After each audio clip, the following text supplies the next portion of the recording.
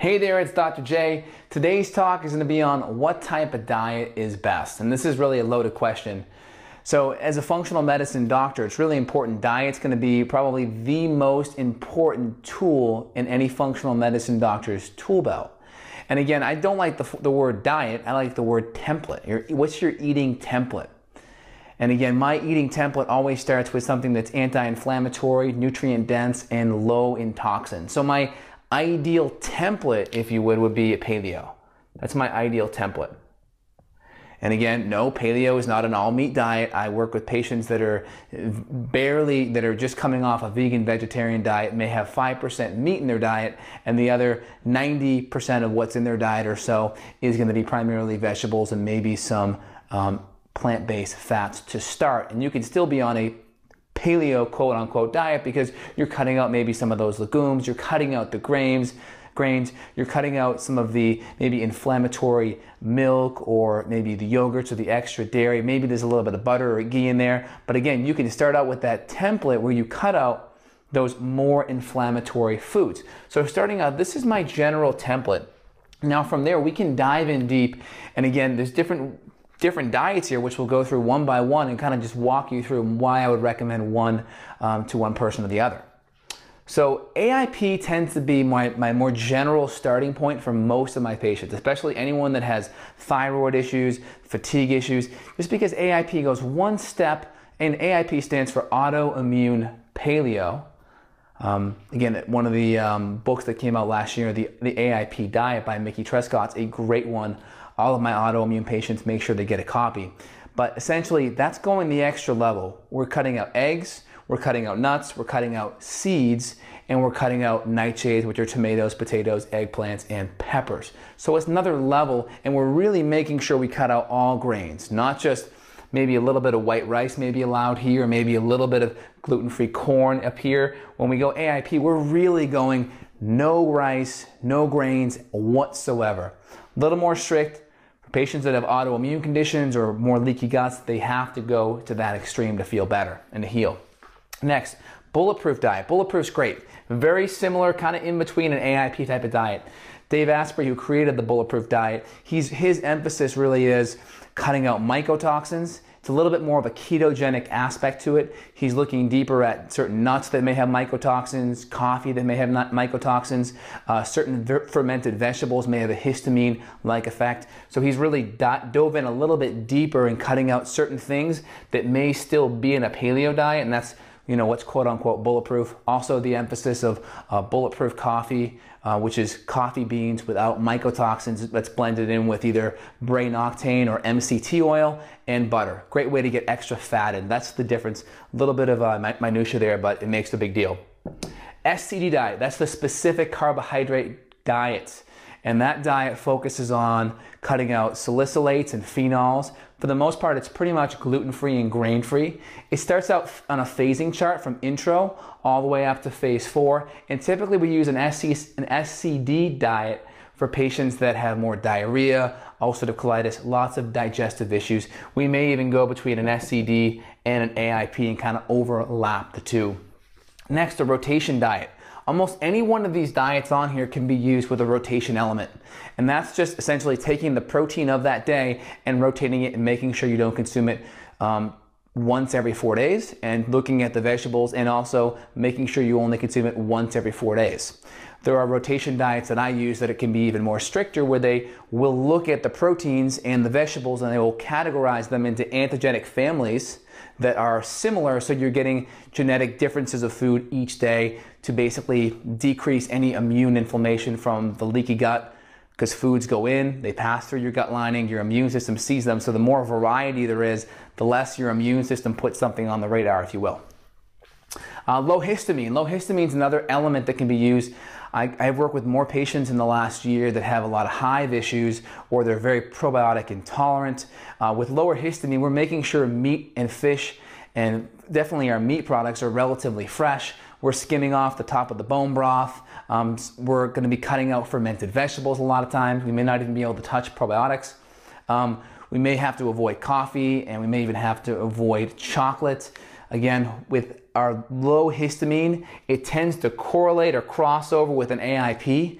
It's basically fresher meat, fresher vegetables outside the lower histamine vegetables, and typically we're cutting out all fermented vegetables. I have a specific lower histamine handout that we use, but if you're sensitive to any of the higher histamine foods or you have any hive-like issues, then we definitely want to put you on a low histamine approach as well. GAPS and SCD are pretty similar. Again, Natasha Campbell McBride created GAPS as a kind of as an evolution to the specific carbohydrate diet, with basically similar to the SCD, similar kind of phasing chart. What she's done is she's added more of an emphasis of bone broth early on, just to kind of keep it simple there. And she's used it more for, and kind of tailored it more towards the autistic community and leaky gut community. SCD and GAPS are very similar. My main takeaway is GAPS is a bigger emphasis on the bone broths, which are really important for healing the gut. The zone diet. The zone diet is nothing more than breaking things down into macronutrient ratios: 40-30-30, 40% carbs, 30% protein, 30% fat. The problem with Barry Sears' zone diet is you can eat 40% soy protein and you're typically in the zone.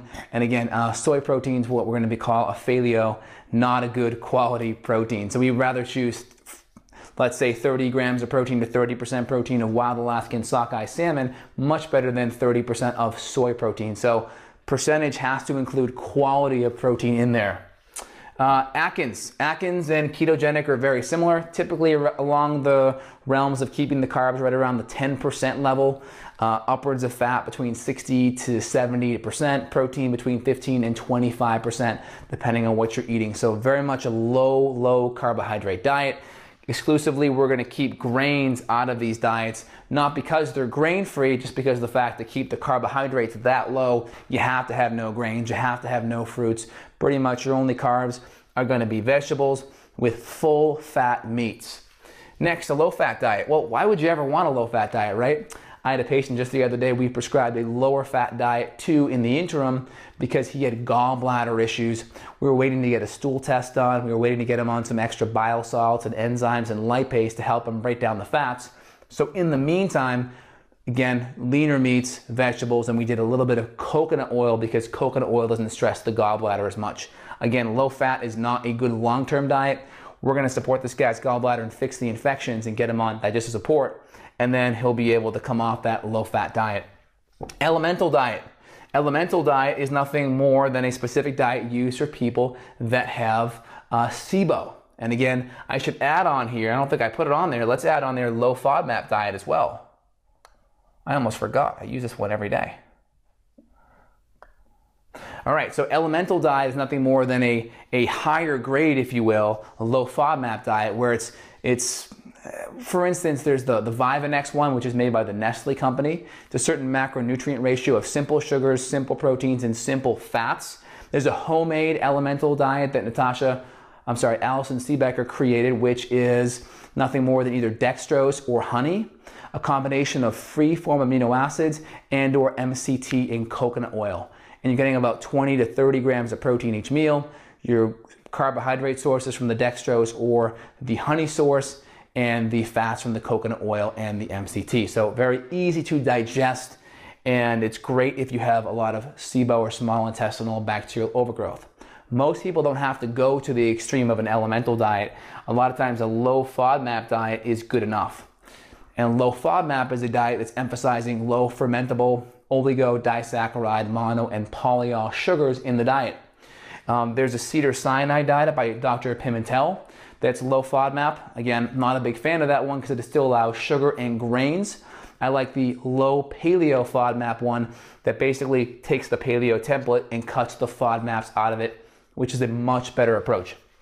And it's key for some people to it's really important if you have SIBO to incorporate that diet because it may be very difficult to relieve a lot of the SIBO symptoms, the small intestinal bacterial overgrowth symptoms, without adding in a paleo low FODMAP approach. Next, we have vegan or vegetarian. So vegetarian is basically no animal at all, and vegan is going to the umpteenth degree where things like honey that may be made from bees, you cut that out as well. And vegan is definitely much more strict. So we're looking at primarily getting protein either from a powder source, hemp, pea, rice, and or getting it from a combination of mixing rice and lentils and hummus and chickpeas and things like that and seeds. That's typically where the protein and fat's coming from.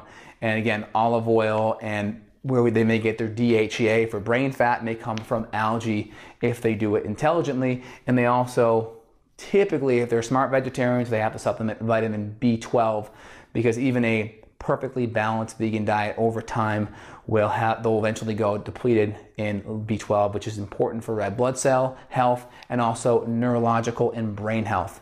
So most smart vegetarians and vegans will still supplement with B12.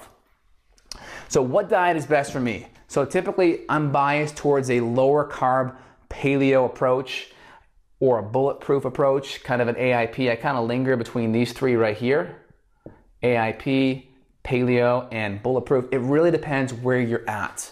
So I have an autoimmune thyroid condition, so I cut all grains out of my diet 99.9% of the time. I use a general paleo / bulletproof template, and I keep my carbs lower, especially on days when I'm not working out.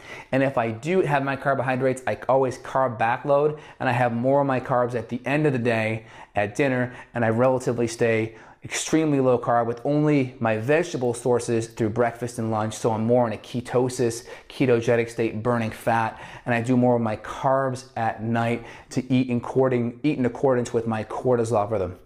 So again, this is Dr. J here. Typically, if you have a chronic illness, we're going to be going more towards a low histamine or an SCD or a elemental type of approach if we have SIBO or a gut infection.